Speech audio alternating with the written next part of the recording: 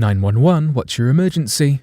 On the other end of the call is a crying girl, about 10 years old. Please, you have to send help. He's beating my mum. She won't move. He's killing her. Please, calm down. What's your name?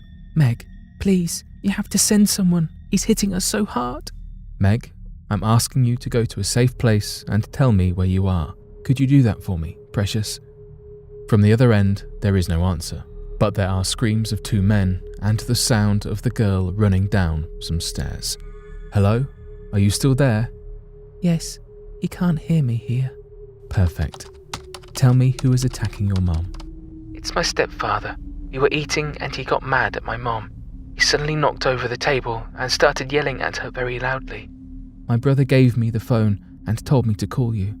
You did very well. I need you to tell me where you live. Yes, my mom made me memorize it. I'm at... All right, honey. Now, we're going to send some police officers to help your mom. I need you to stay hidden and keep talking to me. Tell me what happened next. My brother gave me the phone and yelled at David, but he hit him really, really hard. My mom went to him, but he started hitting her too, and I didn't know what to do. At this point, the girl starts crying, and the rest of the audio is unintelligible. It's okay, honey. You were very brave to tell me everything. Stay calm. You, your mom, and your brother are going to be okay. But my mom isn't moving. I think he killed her. I don't know what to do. Honey, trust me. I already sent someone to help them, okay? Okay, trust you. A dog starts barking. Gunshots are heard in the background, and the dog stops barking. Meg, what's going on? Are you okay? He grabbed his gun. He shot my dog. He has a gun. You have to come quick, please. He's fighting with my brother. I can't ask. No, he's shooting again. He's shooting Todd. Please, he's going to kill my brother. Meg, I need you to stop screaming. Keep your voice down and hide. He's coming. I hear him coming up the stairs. Please, I don't want to die. Honey, you're going to be fine. But don't make any noise. Hide where you know he won't see you. I'm so scared. In the background, a man's voice can be heard. He is angry. Honey, where are you? I heard you. You're around here, aren't you? Daddy is not in the mood to play hide and seek. Come, I want to show you something. Your brother is hurt. I need you to help me take him to the hospital. Meg, do not go out there. Stay hidden. At that moment, the call is almost silent, except for the girl's sobs, which she can't control. Suddenly, there is a loud bang on a piece of furniture, and the girl screams, "What are you doing under the bed?" Meg is still crying. "What are you doing with the phone in your hand? Who did you call?" Didn't. The girl starts to cry louder. Someone picks up the phone. "Who is it?" "Sir, don't do anything to the girl. The police are on their way to the house and..." "Did you call the pigs?" I was afraid. "Don't give me that bullshit. You're enjoying this. You're just like your mom." Megan begins to cry even harder. "You know what, Meg? Since we're telling each other things, I'm going to tell you the truth. You're an orphan. Do you know what your mummy did? She went out on the street with almost no clothes on." The police lady told me it was going to be okay. "She told you that?" He picks up the phone. "How dare you lie to my little daughter? Please, don't hurt her." There are gunshots. Meg's crying suddenly stops. "Does that sound good to you?" This whole conversation is being recorded, and the police are on their way. "Do you know what? You should be put in jail." "What?" "You should have told her to run away. I couldn't have done anything. I was fighting with her asshole brother. How could you be that stupid to tell her to hide?" I am in a state of desperation and insanity. I can't control my actions. I am furious. I was not to blame for what happened, but you do this for a living, and you just killed an innocent 12-year-old girl. How are you going to sleep knowing that?" At that moment, sirens are heard approaching. On the phone, a woman is crying. On the other end of the line, a shot is heard, and a body hits the ground.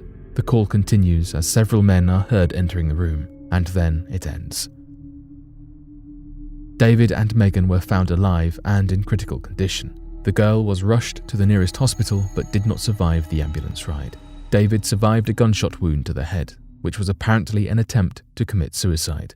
After being treated in the hospital, he was sentenced to death for triple homicide. After several appeals, the sentence was served only 12 years later. A few days earlier, the man had taken his own life in his cell. Bearing this job is kinda a burden because I get calls every day, and sometimes it's just stressful. However, last week has been busy. There have been numerous UFO sightings here in Michigan, and people have been saying weird things have been occurring, such as humanoids standing behind trees and just observing. I've always believed that these were just conspiracies started by madmen and probably even the government just to get people's mind off the government's response to the pandemic. At least that's what I thought until now. Now, whatever I'm about to tell you, it's gonna sound batshit crazy, but I swear that it's true. I was sitting on my chair relaxing to some chips because I didn't have time for dinner. Each bite of the chip made an echoing noise through the building as I slowly devour it, listening to the rain outside. Most of my colleagues had already left, and I was alone in the building.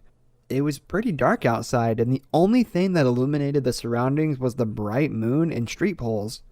The day was less busy than usual, and I barely received any calls. I was finally at relief that all the shit that was going on in the town was over.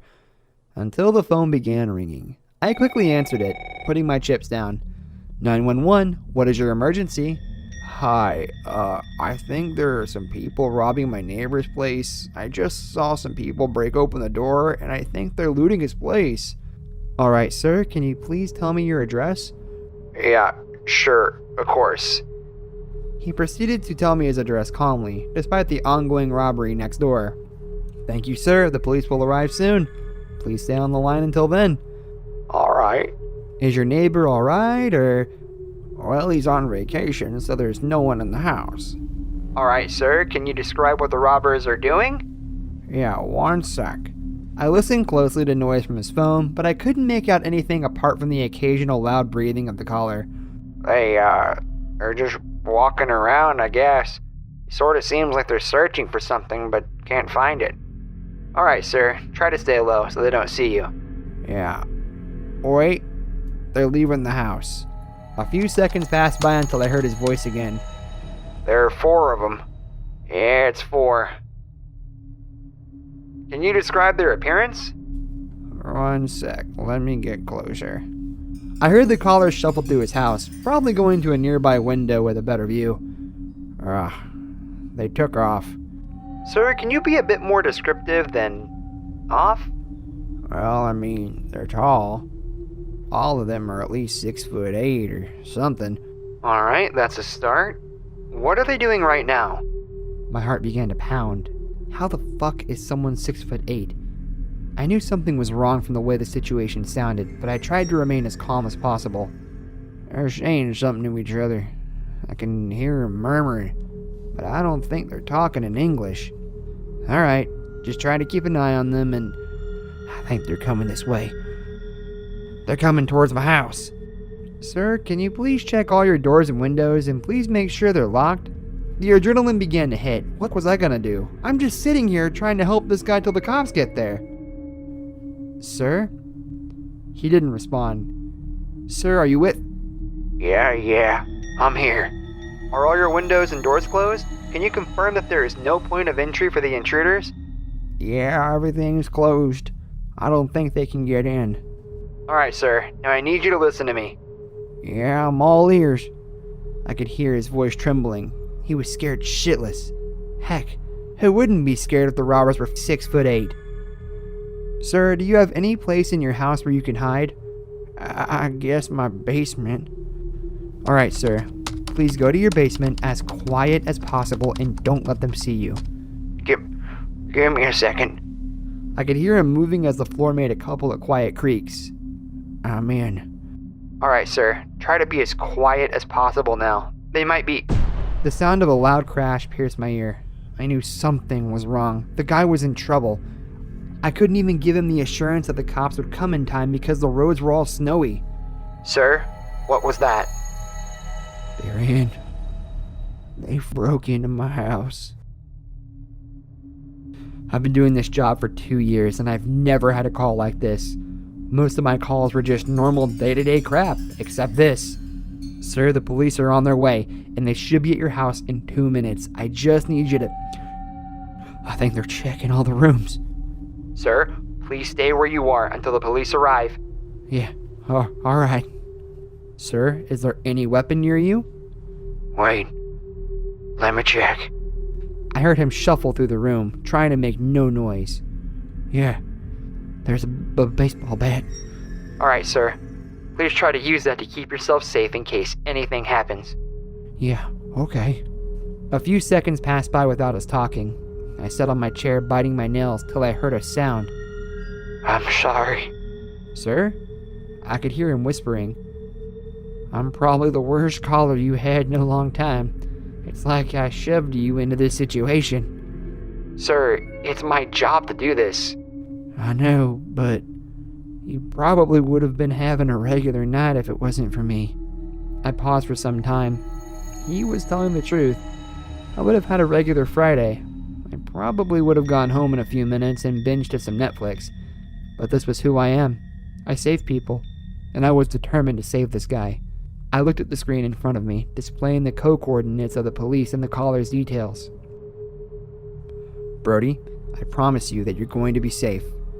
I hope so. Thanks for all this. No problem, sir. He went silent for a while. I guess it was probably because the intruders were getting close to the basement. They're trying to open the door. This was it. I had no idea what to do anymore. Sir, please stay calm. Try to make no noise, and if they get close to you, just... I heard a huge thud from the caller. They got in.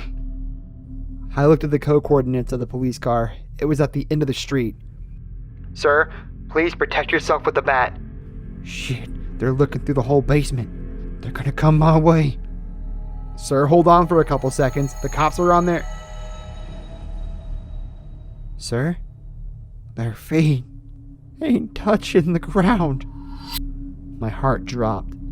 I began imagining a ghost just floating around in the basement, but my caller had to be exaggerating.